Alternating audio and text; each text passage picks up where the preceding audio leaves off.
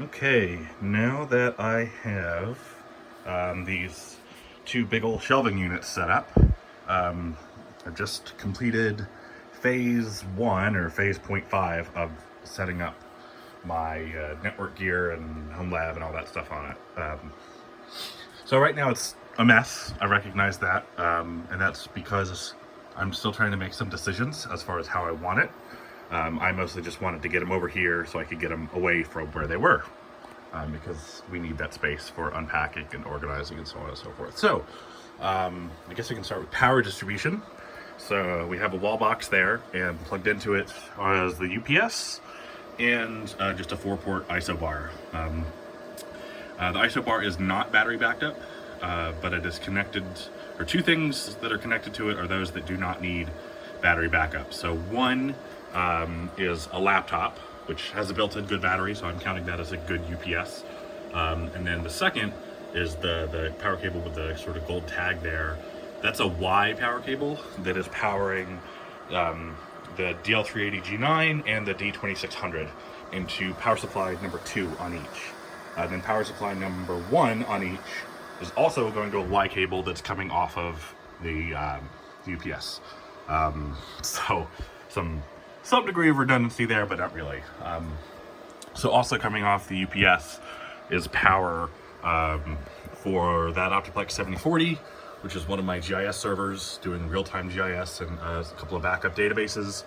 That ultra small form factor 7010 is my domain controller, also doing DHCP and DNS.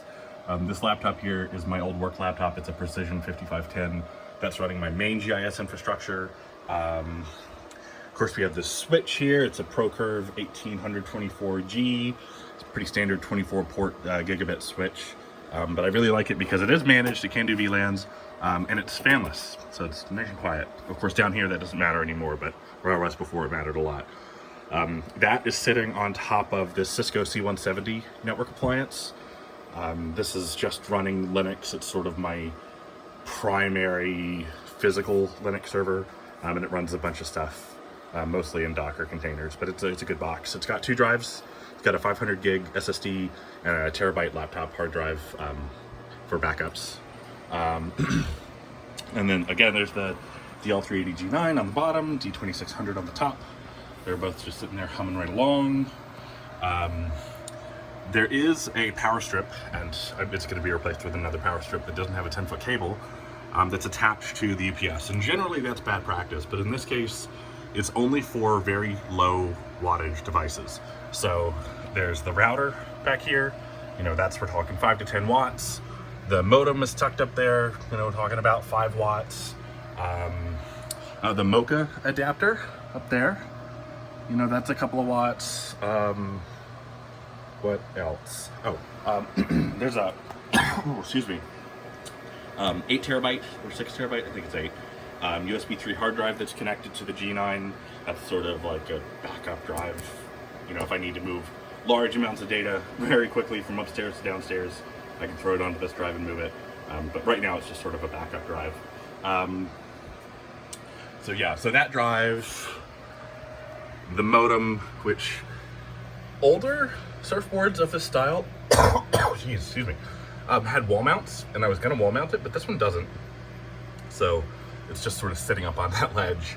But you can see the coax, it goes up, comes in from outside the house right in that corner, and then runs across there to here. So it's hanging off that power supply.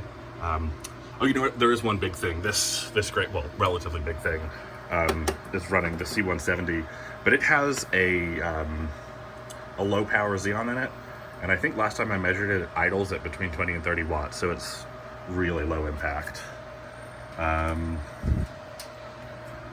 So yeah, this is it for down here. I've got the Let's Node out for some testing. The Mocha adapter uses this coax line, which runs up the chimney and pops out in the office. So this is the bridge from down here to the office, and it's rated at 2.5 gigabit, but I don't have any 2.5 gigabit devices. It definitely can carry full gigabit though, which is nice. So that runs upstairs to the wireless access point and the switch that's in the office, and then all the clients that are in the office. Here you can see right now the UPS is doing about 290 watts right now, which is perfectly fine. It has I think at this capacity, it's like a 15 or 20 minute runtime.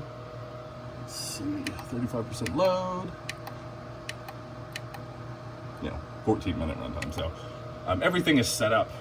It is connected via its data cable to the G9, and I've got scripts on it set up so that if there's an event that lasts for more than 5 minutes, it'll start firing off shutdowns. The G9 is my main server. It's my virtualization server for all intents and purposes. There's still lots of other computer equipment over there that needs to come over here onto these racks. This rack, I think I'm gonna move. It'll probably go to where this dresser is right now, but there's no rush on that. I just really wanted to get all this stuff moved over. So yeah, that's pretty much all there is to it right here. It's a very, I don't know, to me it's very straightforward. I know all the cable's a mess, but it works for me. So, yeah, I especially like this. I'm very happy with these little Mocha adapters. They were kind of pricey. They were about 60 bucks each, but they work incredibly well, and they really are just plug and play. So, yeah.